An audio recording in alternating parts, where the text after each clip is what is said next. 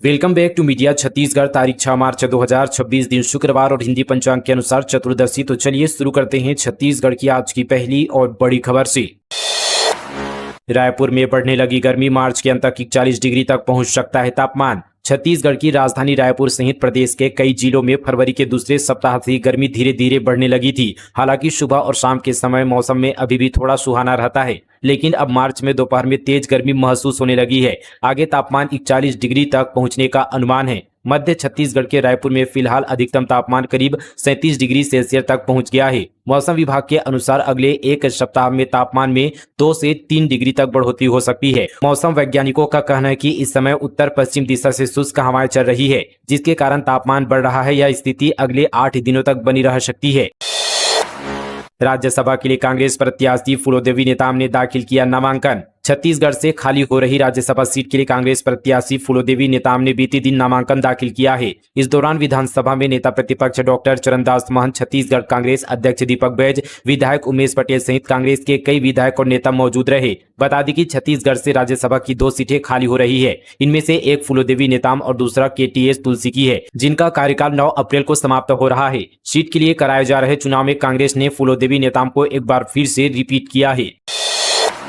भारत का सबसे कुख्यात माओवादी गणपति नेपाल से गिरफ्तार, लाया गया भारत, जल्द हो सकता है औपचारिक समर्पण। भारतीय माओवादी आंदोलन के सबसे कुख्यात और प्रभावशाली नेताओं में गिने जाने वाले पूर्व महासचिव गणपति को नेपाल से पकड़े जाने की सूचना मिल रही है। केंद्रीय सुरक्षा एजेंसियों के सूत्रों के अनुसार माओवादी संगठन के पूर्व शीर्ष नेता मुप्पा लक्ष्मण राव के उर्फ गणपति को नेपाल से पकड़कर भारत लाया जा रहा है और आने वाले दिनों में उसका औपचारिक समर्पण कराया जा सकता है। हालांकि इस संबंध पर अभी तक किसी भी केंद्रीय या राज्य एजेंसी ने आधिकारिक पुष्टि नहीं की है। बस्तर रेंज के पुलिस महानिरीक्षक सुंदर राजपी ने कहा कि इस तरह की सूचनाएं सामने आई है, लेकिन फिलहाल किसी भी राज्य या केंद्रीय एजेंसी की ओर से इसकी आधिकारिक पुष्टि नहीं की गई है। उन्होंने कहा कि जब तक अधिकृत स्तर पर जानकारी सामने नहीं आ जाती, तब तक इस विषय पर स्पष्ट रूप से कुछ भी कहना संभव नहीं है।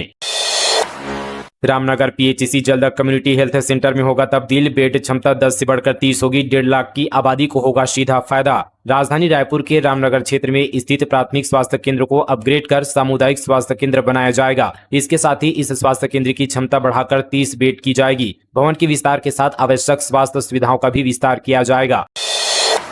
बिलासपुर में बैगा बिरहोर समाज से राज्यपाल रमेन डेका ने की मुलाकात, आर्चरी खिलाड़ियों को 5-5 हजार रुपए का ऐलान। बिलासपुर जिले के दौरे के दौरान राज्यपाल रमेन डेका कोटा विकासखंड के सिवरतराई गांव पहुंचे। यहां उन्होंने बैगा और बिरहोर जनजाति के लोगों से मुलाकात कर उनकी जीवन शैली, पारंपरिक संस्कृति और शासन की योजनाओं से मिलने वाले लाभ के बारे में जानकारी ली। इसके बाद राज्यपाल रतनपुर पहुंचे और मां महामाया मंदिर में विधिवत पूजा अर्चना की और आरती की। उन्होंने मां महामाया से छत्तीसगढ़ की सुख समृद्धि, खुशहाली और प्रदेशवासियों के कल्याण की कामना की। राज्यपाल ने आर्चरी के खिलाड़ियों को प्रोत्साहित करते प्रत्येक खिलाड़ी को 5-5 हजार रुपए देने की घोषणा की। उन्होंने खिलाड़ियों को लोक भवन रायपुर आने का निमंत्रण भी दिया और कलेक्टर को उनके आवागमन सहित जरूरी सुविधाएं उपलब्ध कराने के निर्देश दिए। रेल यात्रियों के लिए जरूरी खबर, छत्तीसगढ़ से होकर चलने वाली 13 ट्रेनें 3 दिन तक रद्द। छत्तीसगढ़ से गोंदिया होते हुए नागपुर की दिशा में यात्रा करने वाले रेल यात्रियों को अगले कुछ दिनों तक असुविधा का सामना करना पड़ सकता है। रेल प्रशासन ने तकनीकी कार्यों के चलते इस रूट पर चलने वाली कई मेमू ट्रेनों के संचालन को अस्थायी रूप से बंद करने का निर्णय लिया है। रेलवे से मिली जानकारी के अनुसार नागपुर मंडल में एक संपार फाटक पर गार्डर डी लॉन्चिंग का कार्य किया जाना है। इस महत्वपूर्ण इंजीनियरिंग कार्य के सुरक्षा की दृष्टि से आज से 8 मार्च तक गोंदिया नागपुर सेक्शन से चलने वाली कुल 13 मेमू ट्रेनों को निरस्त किया गया है। चांदी 2 दिन में 26,000 सस्ती हुई, 2,64,000 किलो पर आई। 10 ग्राम सोना 7,000 गिरकर 1,62,000 हुआ। सोने और चांदी के दामों में यहाँ पर आज लगातार दूसरे दिन भी गिरावट देखने को मिली। India bullion and jeweller association की रिपोर्ट के मुताबिक 10 ग्राम 24 कैरेट सोना 2,000 रुपए घटकर 1,60,000 पर आ गया है। इससे पहले इसकी कीमत 1,62,000 रुपए प्रति 10 ग्राम थी। सोना 2 दिन में 7,000 रुपए सस्ता हुआ है। वहीं 1 किलो चांदी 7,000 रुपए गिरकर 2,64,000 पर आ गई है।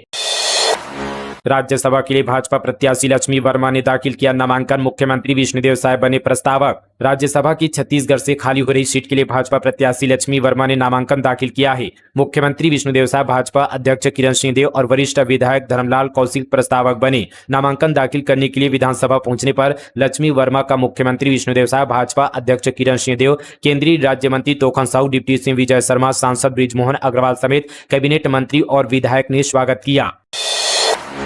अब सगाई के बाद भी लड़का लड़की फोन पर नहीं कर पाएंगे बात, इस खास रस्मों में पाबंदी। छत्तीसगढ़ में इस समाज ने बदल दिए शादी के नियम। बालोद जिले में सेन समाज ने विवाह और सामाजिक परंपराओं को लेकर बड़ा निर्णय लिया है। समाज की बैठक में शादी से जुड़ी कई पुरानी रस्मों में बदलाव करने का फैसला किया गया। सबसे अहम निर्णय यह लिया गया कि विवाह समारोह में होने वाली जूता छिपाई जैसी रस्मों को पूरी तरह बंद किया जाएगा। समाज के पदाधिकारियों का कहना है कि इन रस्मों के दौरान कई बार पैसों के लेन देन को लेकर विवाद की स्थिति बन जाती है, जिससे रिश्तों में तनाव पैदा होता है। इसी कारण समाज ने इस परंपरा को समाप्त करने का फैसला लिया है। दुर्ग में होली से पहले शराब बिक्री का रिकॉर्ड, एक दिन में 15 करोड़ की बिक गई शराब। ठीक होली से पहले 3 मार्च को दुर्ग जिले ने शराब बिक्री का रिकॉर्ड बना दिया। शराब दुकानों पर काफी भीड़ देखने को मिली। इस दिन सिर्फ एक दिन में करीब 15 करोड़ रुपए की शराब बिक्री हो गई। आबकारी विभाग के अनुसार आम दिनों में दुर्ग जिले में शराब बिक्री औसतन 3 से 5 करोड़ रुपए के बीच रहती है, लेकिन होली त्योहार के कारण लोग ज्यादा खरीदारी कर रहे थे, इसलिए बिक्री सीधे 15 करोड़ तक जा पहुंची। दुर्ग जिले में कुल 63 शराब दुकानें, जिनमें अंग्रेजी और देसी दुकानें, 2 प्रकार की शराब दुकानें संचालित है। त्योहार के कारण शराब बिक्री इतनी बढ़ गई कि कई दुकानों में स्टॉक ही जल्दी खत्म हो गया।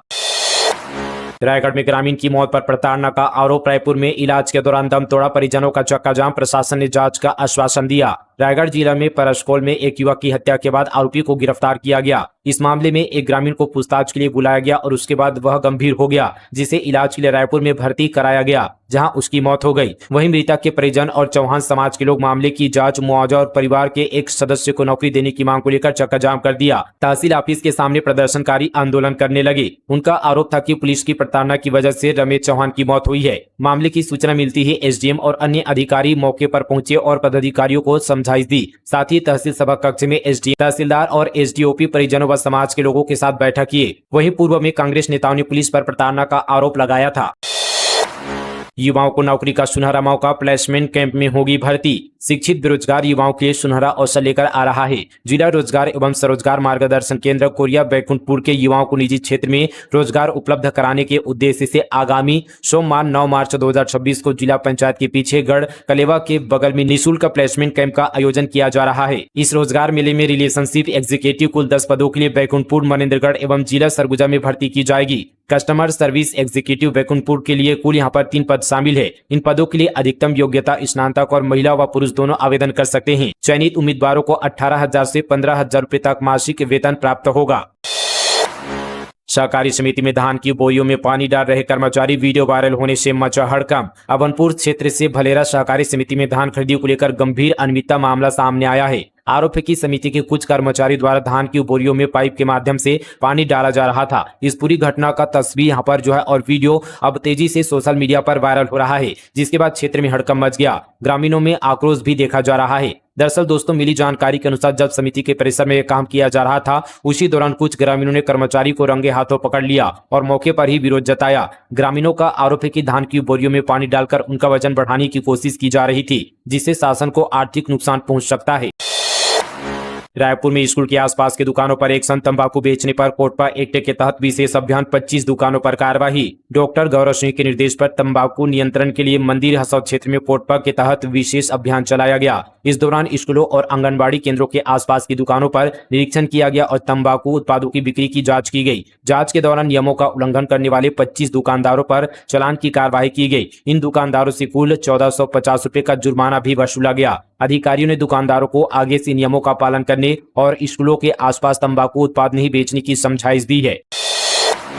छत्तीसगढ़ के फिल्म निर्माता निर्देशक एस अंशु धुरंधर को मिला इंटरनेशनल फिल्म अवार्ड। छत्तीसगढ़ के बलौदाबाजार जिले के युवा फिल्मकार एस अंशु धुरंधर को कोलकाता में आयोजित international star film festival awards 2026 में भारतीय फिल्म श्रेणी के अंतर्गत द्वितीय सर्वश्रेष्ठ डॉक्यूमेंट्री अवार्ड से सम्मानित किया गया। यह सम्मान उन्हें छत्तीसगढ़ के जननायक दाऊ चिंताराम टिकरिहा पर आधारित 9 वर्षों के गहन शोध से निर्मित डॉक्यूमेंट्री के लिए प्रदान किया गया। धान खरीदी में छत्तीसगढ़ का डेटा संचालित मॉडल एआई टेक्नोलॉजी के जरिए कायम की मिसाल। छत्तीसगढ़ में धान खरीदी की व्यवस्था को पारदर्शी, जवाबदेही और भ्रष्टाचार मुक्त बनाने की दिशा में राज्य सरकार ने एक ऐतिहासिक उपलब्धि हासिल की है। छत्तीसगढ़ राज्य सहकारी विपणन संघ द्वारा अपनाई गई आर्टिफिशियल इंटेलिजेंस आधारित निगरानी प्रणाली ने यह सिद्ध कर दिया कि यदि तकनीकी का सही दिशा में उपयोग किया जाए तो न केवल प्रशासनिक प्रक्रिया सुदृढ़ होगी, बल्कि सरकारी खजाने को भी बड़े पैमाने पर होने वाले नुकसान से बचाया जा सकता है। अघोषित बिजली कटौती से ग्रामीण परेशान, फसल सूखने से किसानों की चिंता बढ़ी। कांकेर जिले के बांदे के ग्रामीण क्षेत्रों की विद्युत व्यवस्था चरमरा गई है। पिछले सप्ताह भर से बांदे के बरोड़ा फील्ड में आयोजित रूप से यहां पर बिजली आपूर्ति बंद की जा रही है। विभाग द्वारा मेंटेनेंस का हवाला देकर घंटों बिजली आपूर्ति ठप कर दी जाती है, जिसके चलते ग्रामीणों को दिक्कतों का सामना करना पड़ रहा है। लगातार हो रही बिजली की आंख मिचौली से ग्रामीण परेशान है। यहाँ बिजली के आने जाने का कोई समय निर्धारित नहीं है, इससे लोगों में आक्रोश बढ़ने लगा है। बिजली कटौती ने लोगों का जीना दुश्वार कर दिया है। कभी कभी सुबह से शाम तक बिजली गुल रहने से पानी की विकट समस्या खड़ी हो गई है। बलौदा बाजार में 3 बीएमओ को नोटिस के निर्देश। स्वास्थ्य व्यवस्था पर प्रशासन ने ली समीक्षा बैठक, कहा मरीजों को ना भटकना पड़े। बलौदा बाजार जिले में होली के बाद स्वास्थ्य सेवाओं को लेकर प्रशासन ने सख्त रुख अपनाया है। बलौदा बाजार में स्वास्थ्य विभाग की समीक्षा बैठक आयोजित की गई, जिसमें अस्पतालों की व्यवस्था, मरीजों को मिलने वाली सुविधाओं और विभिन्न स्वास्थ्य योजनाओं की प्रगति की समीक्षा की बैठक ली गई। अधिकारियों को साफ निर्देश दिए गए कि अस्पतालों में आने वाले मरीजों को बेहतर इलाज के साथ सम्मानजनक व्यवहार भी मिलना चाहिए। 3 बीएमओ को नोटिस जारी करने के भी निर्देश दिए गए हैं। दंतेवाड़ा बीजापुर बॉर्डर पर मुठभेड़, एक एसीएम नक्सली ढेर, दोनों तरफ से हुई गोलीबारी, मौके से 100 समेत इंसास एसएलआर राइफल बरामद। दंतेवाड़ा बीजापुर जिले के बॉर्डर पर पुलिस और नक्सलियों के बीच मुठभेड़ में 5 लाख रुपए का इनामी नक्सली मारा गया है। मुठभेड़ के बाद पुलिस ने मौके से एक एसएलआर इंसास राइफल, पिस्टल समेत बड़ी मात्रा में हथियार और नक्सली सामग्री बरामद की है। मारे गए माओवादी की पहचान भैरमगढ़ एरिया कमेटी के एसीएम राजेश पुनेम के रूप में हुई है। मुख्यमंत्री विष्णुदेव साय बोले, राज्य नीति आयोग प्रदेश के दीर्घकालीन विकास की दिशा तय करेगा। नवा रायपुर स्थित नीति भवन में छत्तीसगढ़ राज्य नीति आयोग के नवनियुक्त उपाध्यक्ष गणेश शंकर मिश्रा ने बीते दिन पदभार ग्रहण किया। इस अवसर पर आयोजित कार्यक्रम में मुख्यमंत्री भी शामिल हुए और उन्होंने नई जिम्मेदारी के लिए बधाई और शुभकामनाएं दी। भिलाई के वैशाली नगर को 300 करोड़ की सौगात, विधायक रिकेश सिंह के प्रयासों से बनेंगे विकास के बड़े प्रोजेक्ट, क्षेत्र में उत्साह। मुख्यमंत्री विष्णुदेव साय द्वारा प्रस्तुत नवीन बजट 2026-27 वैशाली नगर विधानसभा के लिए प्रगति के नए द्वार खोलने वाला साबित हुआ है। विधायक रिकेश सिंह की सक्रियता और जनसेवार्थ विजन के फलस्वरूप वैशाली नगर विधानसभा क्षेत्र में लगभग 300 करोड़ के महत्वपूर्ण विकास कार्यों को बजट में शामिल किया गया है। इस भारी भरकम राशि से न केवल क्षेत्र का बुनियादी ढांचा मजबूत होगा, बल्कि भिलाई वासियों को यातायात के दबाव से मुक्ति और सुगम आवागमन की सौगात मिलेगी। रायपुर पुलिस कमिश्नरेट का बदला पता, अब 3 बंगले में शिफ्ट। कमिश्नर संजीव शुक्ला नए ऑफिस से संभालेंगे राजधानी की सुरक्षा। छत्तीसगढ़ की राजधानी रायपुर में पुलिस कमिश्नरेट सिस्टम लागू होने के बाद रायपुर पुलिस कमिश्नर का दफ्तर अब स्थायी रूप से राजस्व कमिश्नर कार्यालय में शिफ्ट हो गया है। रायपुर के पहले police commissioner doctor Sanjeev Shukla और एडिशनल सीपी अमित तुकाराम कामले अब नए दफ्तर से राजधानी रायपुर की सुरक्षा संभालेंगे। टीएस बोले, फूलोदेवी नेताम अनुभवी, मिलेगा प्रदेश को लाभ। कहा, मीडिया उछालती है मेरा नाम, राज्यसभा के लिए मैंने कभी नहीं की दावेदारी। पूर्व डिप्टी सीएम टीएस सिंहदेव ने कहा कि छत्तीसगढ़ से राज्यसभा सदस्य के लिए कांग्रेस ने फूलोदेवी नेताम को प्रत्याशी बनाया है। वे दूसरी बार राज्यसभा पहुंचेगी। वे अनुभवी है, उनके अनुभव का लाभ छत्तीसगढ़ को मिलेगा। सिंहदेव ने कहा कि राज्यसभा के लिए कई दावेदार थे, अंतिम निर्णय संगठन का होता है। उन्होंने कहा कि मैंने कभी भी राज्यसभा के लिए दावेदारी नहीं की, मीडिया ही दावेदार बना देती है। इस बार भी राज्यसभा के लिए नाम मीडिया ने ही उछाला था।